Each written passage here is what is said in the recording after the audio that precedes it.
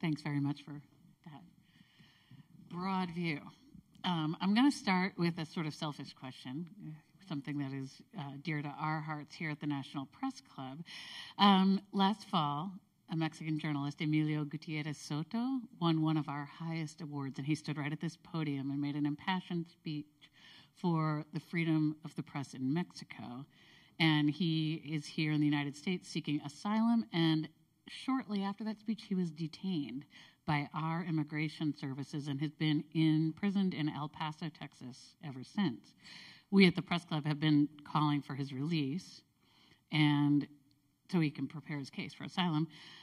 One, have you been familiar with the case? And two, would you join us in that call for his release? Yes, I'm aware, and it's just one more story that is going on every day here in the United States. I call him the little mouse to Sessions because he obeys his boss, Trump, and because he's so aggressive with migrants that many cases are unfair and they lack the most basic justice approach to the cases. And of course, I join in with you and with press to demand that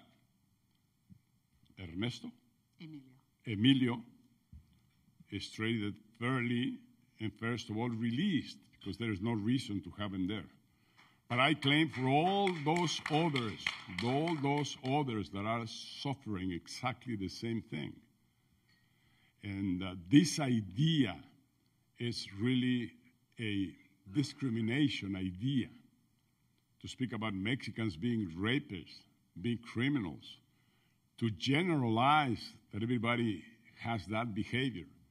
Any criminal, any raper should be judged and taken to jail, no matter what nationality they are. But to select a few countries, a few nations, to start pressing this way is totally unfair. And I wish more of us and more leaders in Latin America or Mexico should speak up, and more leaders in business and leaders of corporations here in the United States should speak up, because in the future we might repent on all these things happening.